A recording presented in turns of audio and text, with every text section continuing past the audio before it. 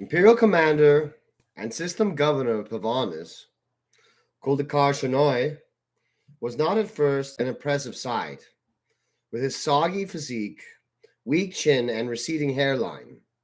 A warrior he was not, though, as Lieutenant Pierre had come to learn in the last year, his appearance was deceptive, and there was a clever mind and a hard heart concealed behind Kudlakar's unimposing appearance. The second of two sons, it had been Kudlakar's brother, Dumak, who had been widely tipped to succeed Mykola Shanai as the next governor of Pavanis. However, Dumak had been slain by an assassin's bullet during one of the many worker riots in the days before Virgil de Volto's attempted coup. In the wake of that rebellion, when Mykola Shanai's term of office was approaching its end, Lutuin had swiftly become groomed to take Kudlakar's place at his aunt's side. It was far from an ideal situation, but as a senior adept of the administration on Pavonis, Lortuin had learned and made the best of what was left to him. Most of the cartels were tainted with affiliations to traitors, and his masters had only accepted the scions of Shanai as candidates for the role of imperial commander once they had agreed with his recommendation that no outsider be appointed to the position. It was a recommendation that Lortuin had come to regret many times, but his former master had been fond of saying that regrets are like weights. They are only a burden if you held on to them. Ario Barzano, inquisitor of the Ordo Xenos, had been full of such aphorisms, but he had died at the hands of a malevolent Eldar warrior beneath the northern mountains, depriving Lortuin of a thoughtful master and trusted friend. Since then, it had been a thankless task to restrain the policies of the young Shanai governor, whose idea of a careful reconstruction was to aggressively pursue trade links with off-world conglomerates and merchant houses.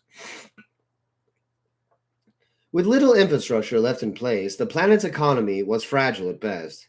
But Kolokar was not a man given to timidity, and the newly reconstructed palace was forever host to delegations from nearby systems, each seeking exclusive trading rights with Pavonis. It made for a heady, cosmopolitan atmosphere, and had certainly brought revenue to Pavonis, none of which would be a problem were Lortuin not tasked with keeping track of the young governor's comings and goings.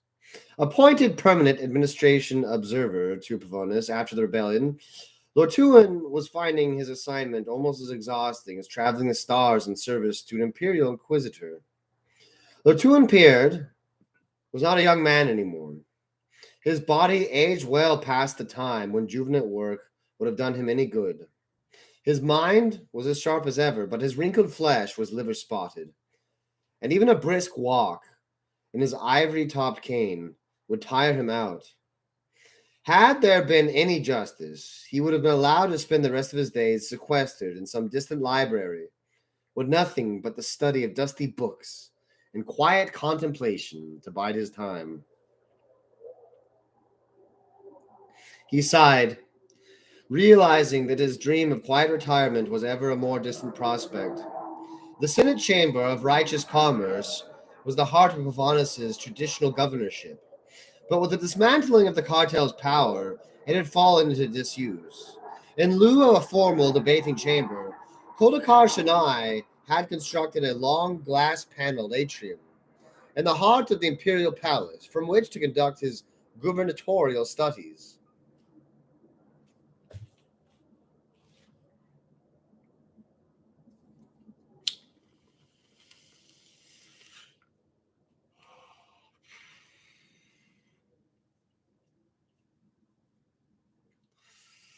The old Listerine.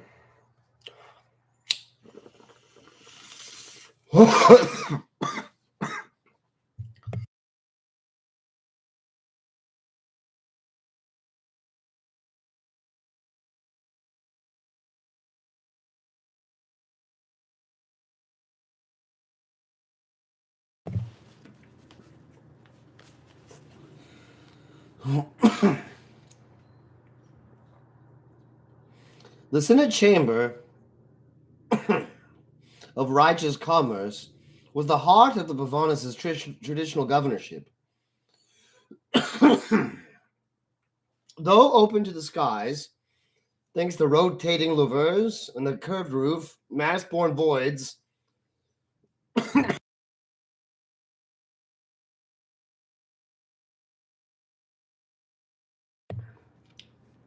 though open to the skies, thanks to rotating louvers and the curved roof, mass-borne voids secured the room from attack, and wall-mounted box dampeners prevented eavesdropping. Two Gene Bulk's Qatari and archaic-looking breastplates, hung with fetishes and carved with Okay, too many characters. I don't care.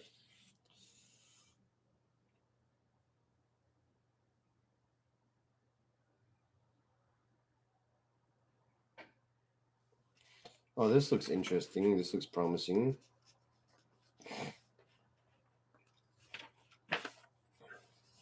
100 kilometers north of Brandon Gate, high upon Timbra Ridge, and far above the cloud layer where the air was thin, the Kali's array spread itself over the tallest peaks on Pavonis. Like a vast forest of polarized trees constructed of lattice steelwork, the array was a jagged spine of 10,000 Vox masts, none less than 500 meters high, secured by wire-wound guys anchored deep into the rock of the mountain. It allowed long-range Vox units to function, gathering, relaying, and transmitting communications traffic across the surface of the planet. Such was its power that even interplanetary communication was facilitated, albeit with a significant time lag. The Kali's array had been constructed by the Vergen cartel early 8 centuries ago, and its structures were sheened with verdigris and required constant maintenance. The 100 adepts, techs, and maintenance workers and servitors tasked with keeping the arrays functional were housed at Mechanicus Station Ellipsen, in a collection of boxy structures huddled together in the lee of a sheer cliff far below the swaying masts. Topped with leisurely rotating dish antennas and sheltered from the worst of the biting winds, the structures were nevertheless draughty, damp, and cold, even in such uncertain times where money and employment were scarce. Rumors of brain malignancies caused by Vox radiation and the inhospitable conditions ensured that only the very desperate volunteered for duty at the Kali's array. I will say this: in my time around satellites and those masts, it was important that you don't stand by them. Absolutely, you don't want to stand next to them. And one time we even cooked a warrant officer because he didn't care. He was just standing in the parking lot talking on his phone. We cooked him.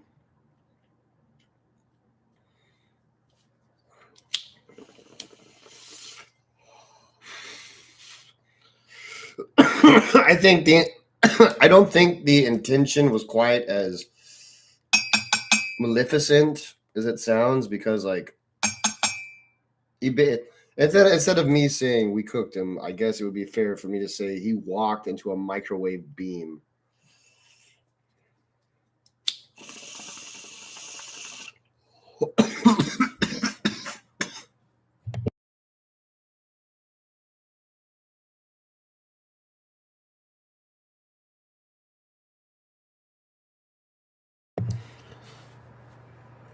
Third technician, Diamond Shore.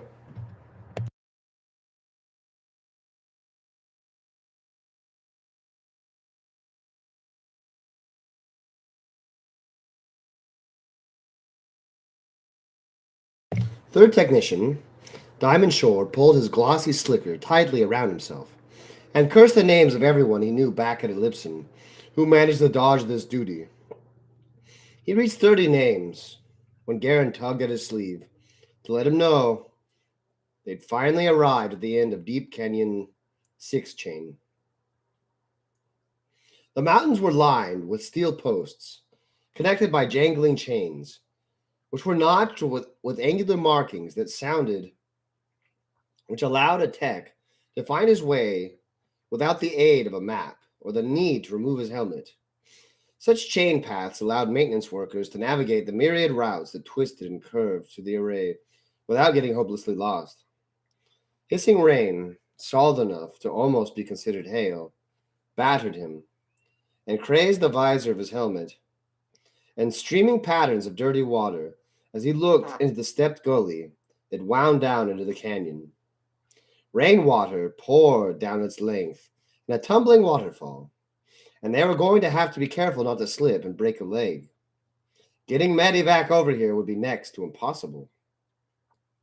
His hood billowed, and the icy wind bit into his body like a scavenger worrying a bone, threatening to toss him back down the slopes they'd spent most of the day climbing.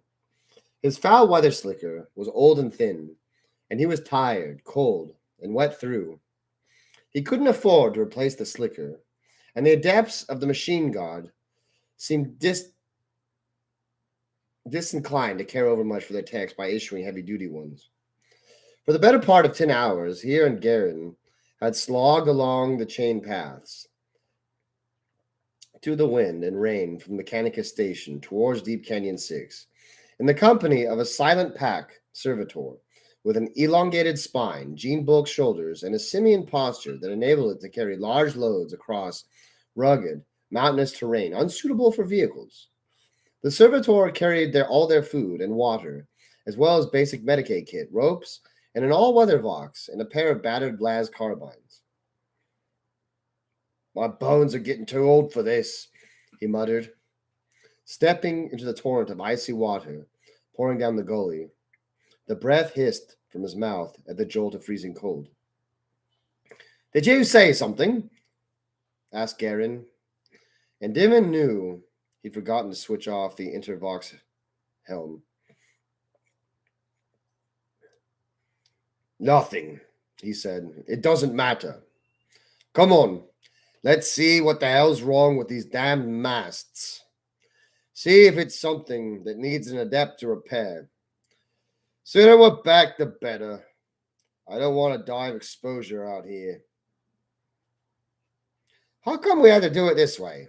grumbled Garen. "I just finished an inspection shift over at Topaz Ridge." "Because we're lucky, I guess," replied Dimon, carefully picking his route downwards. "Lucky?" asked Garen, missing Dimon's sarcasm. "Don't feel lucky to me, I tell you. Adept Eartham has it in for me. She knew I just come off a shift, and she still sends me out? Tain't fair. Tain't, I tell you."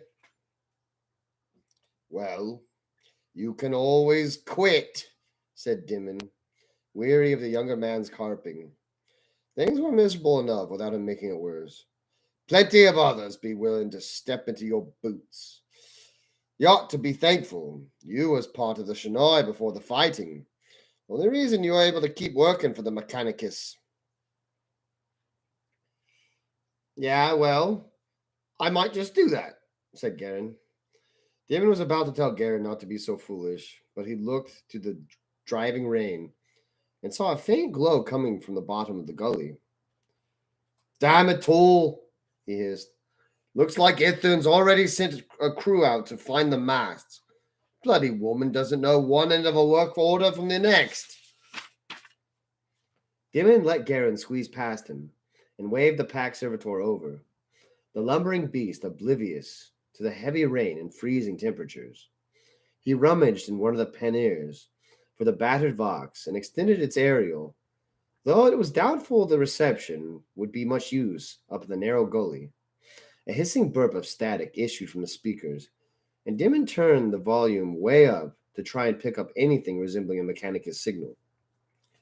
"Typical," he said, when all he was rewarded with was white noise. 1,000 Vox masts, and I can't get nothing? Bloody thing needs junking, not a blessing." "Demon?" said Garen, and he turned to see the younger man standing at the mouth of the gully, illuminated by the faint glow he'd seen earlier. You're going to want to come to see this. What is it? He said. Another work crew? Garen shook his head, and Demon sighed, turning the Vox off and stowing it back in the servitor's panniers.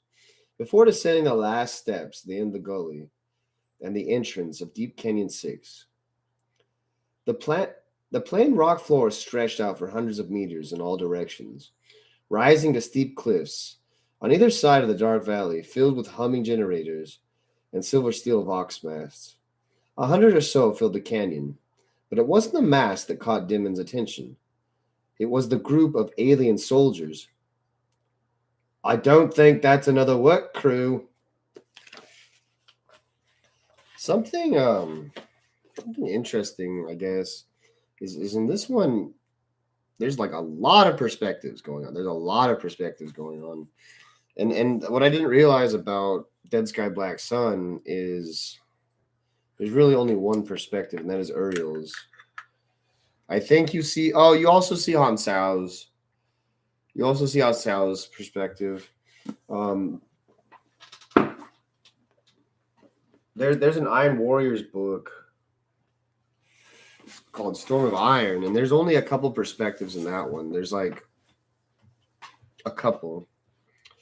I'm not so thrilled with all the perspectives in this one.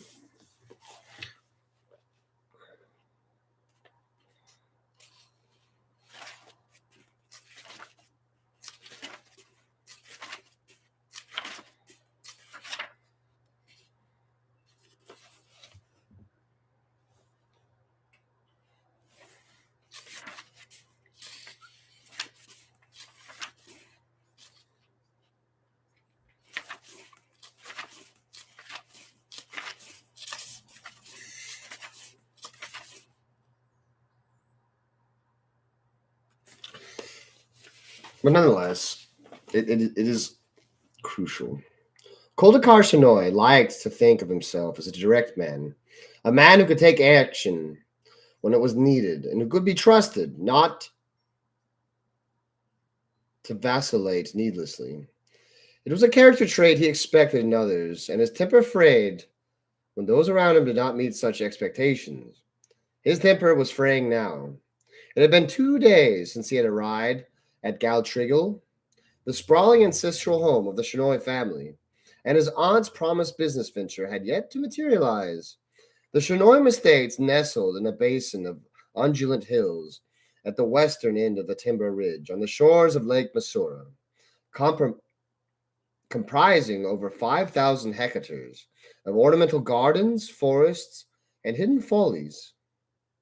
The magnificent house, all turrets, towers, and arches, had already been built 1,000 years ago by the founder of the Shinoy cartel, Galt Shinoy, and was an opulent palace of marble, steel, and glass.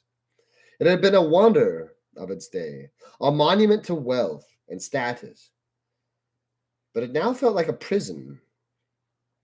His mother and aunt dwelt here, and the friction of their relationship generated made a house that had once been bright and full of laughter feel like a mortuary. Koldakar had spent the better part of the last 2 days promenading the lakeside gardens and terraces in order to escape. The fresh air was invigorating, the scenery spectacular, and best of all, it kept him from the frosty atmosphere.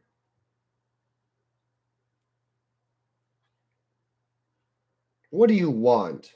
Asked Koldakar, not bothering to hide his irritation at the interruption. Can't you see I'm busy? Your aunt sends for you, said Pierre. Koldakar sighed. What does she want now? She says that the representative you are here to meet is on his way.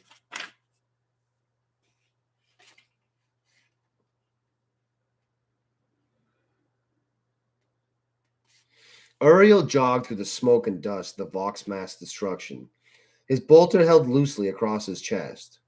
He could pick out little through the haze, but the snapping exchange of gunfire was getting louder, as was a high pitched, skirling, screeching sound. Amid the after echoes of the detonations, Uriel could pick out the heavy bark of hell guns, as well as the sharper crack of a weapon type he didn't recognize. He saw shadows moving in the clouds of dust ahead and caught a flash of light reflecting from a gold breastplate. He angled his course towards it. The strange screeching sound came again, louder this time, and Uriel swung his bolter up, moving forwards, and the weapon's barrel scanning in tandem with his gaze. A man screamed in agony, a horrible shriek that was cut abruptly off. The warriors accompanying Uriel spread out, their weapons raised. Four were equipped with bolters similar to his, while the fifth carried a bulky flamer, its wide nozzle hissing with a cone of heat. A shot ricocheted from Uriel's armor, a solid round, but he continued without a break in stride. He didn't think the shot had been aimed at him. Emerging from the dust of the explosions into the smoke of battle, Uriel saw Winterborn's scribe and Vox Servitor were dead, killed by the explosion or mangled by the cascade of falling debris. Uriel was relieved to hear the clipping tones of Lord Winterborn directing the fire of his soldiers. His stormtroopers were still fighting, trading shots with a swarming pack of pink-skinned aliens, whipping spines trailing from the bizarre avian skulls. Kroot! Snarled Uriel, recognizing the aliens as the mercenary race thrall to the Tau. They moved though their muscles were rapidly uncoiling springs, bounding and leaping with a hideously unnatural gait. The horrid screeching sound was coming from them, and they wielded long rifles shaped like black powder weapons used by feral world barbarians. Nathaniel Winterborn fired his battered les pistol from behind the cover of a tangle of fallen metal. His frock coat was in tatters, and his helmet had been torn from his head. Blood coated the right side of his face and streamed from a long cut on his arm. But the wiry colonel still raged at the foes before him. His hounds stood beside him, barking fearlessly at the Kroot. One of the Kroot vaulted the debris sheltering Winterborn. The jagged blades fixed to the ends of his rifle, slashing for Winterborn's head. The colonel shot the creature square in the face, the blast tearing away most of its skull. The momentum of the Kroot's leap carried it onwards, and its corpse bore the colonel to the ground. I found a grammatical mistake.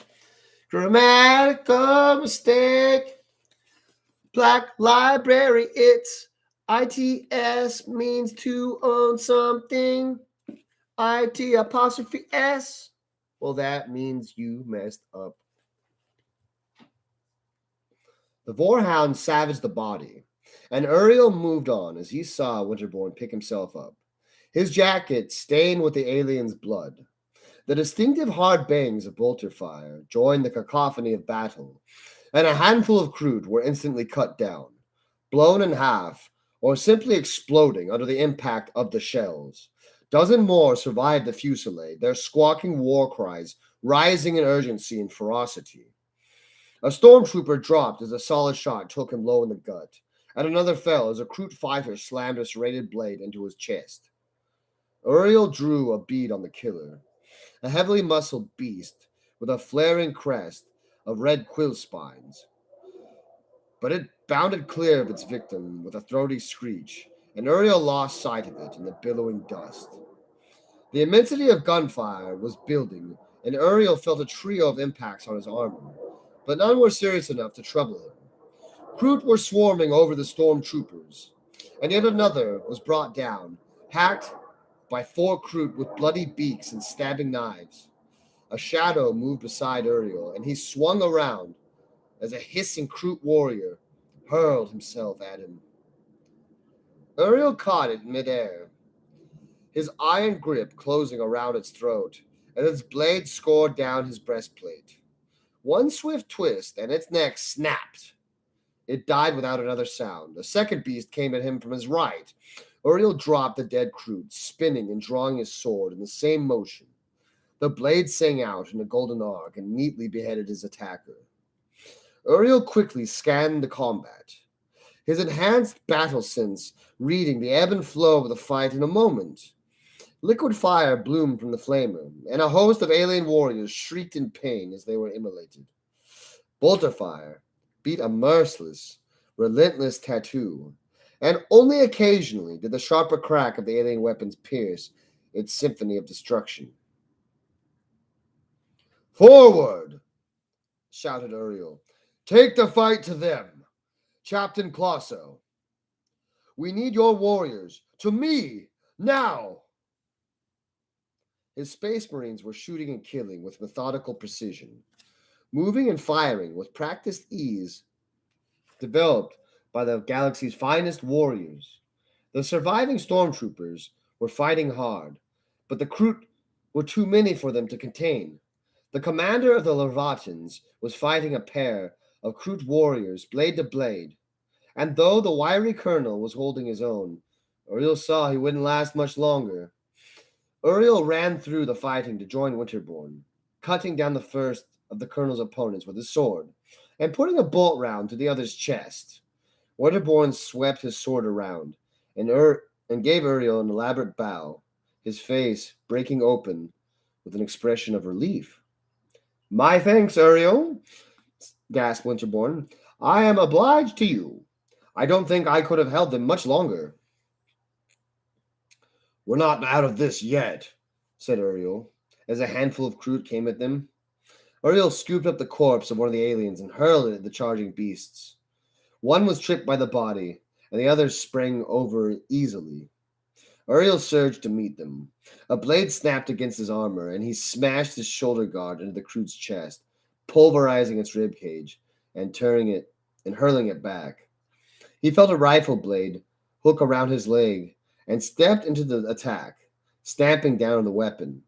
It snapped, and he thrust his sword into the Kroot's belly, tearing it upwards and out through its collarbone. It fell with a horrendous screech of pain, as the Kroot Uriel had tipped with the corpse sprang to its feet. Winterborn's sword lanced out and tore through its chest, but no sooner had he delivered the death blow than he was punched from his feet by a powerful beast with foaming jaws and slashing claws.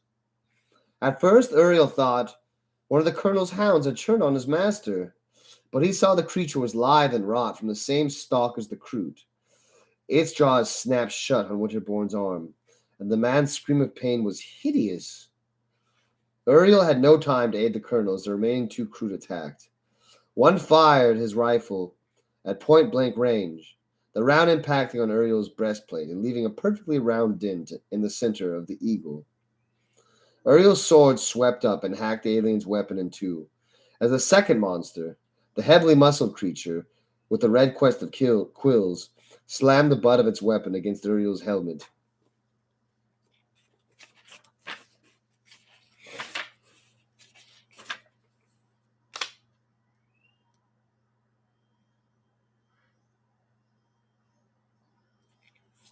It was humanoid, standing at least twice the height of a man, and was a thing of beauty.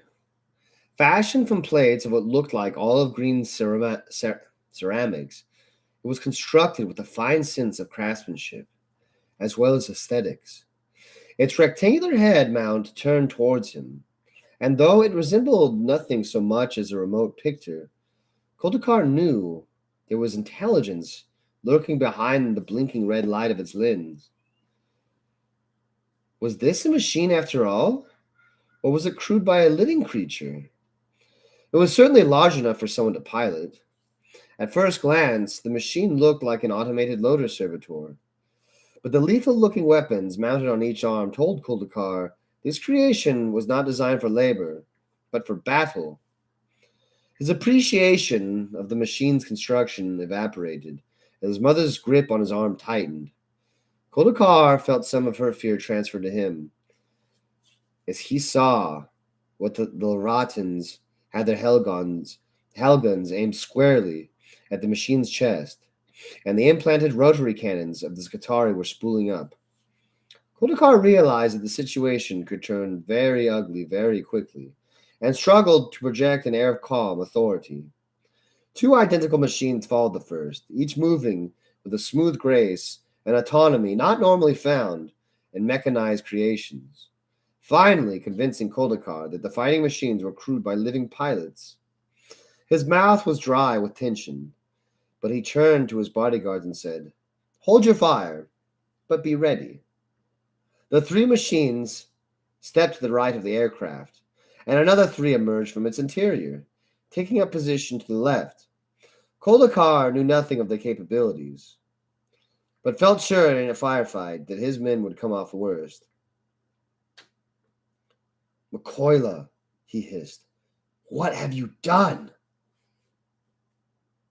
"What needed to be done to save our world from what was being taken from us by outsiders," said his aunt, sending a withering glance towards Edith Peard as she strode towards the aircraft.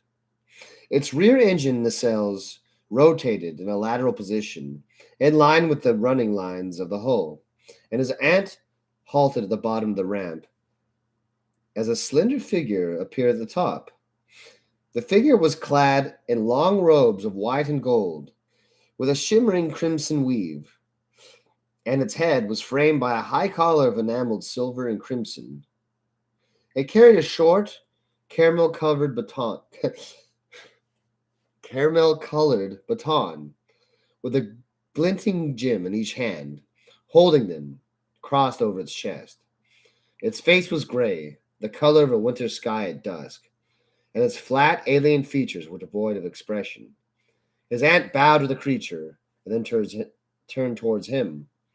"Koldakar, allow me to introduce An Rai of the Daleth Sept, an envoy of the Tau Empire."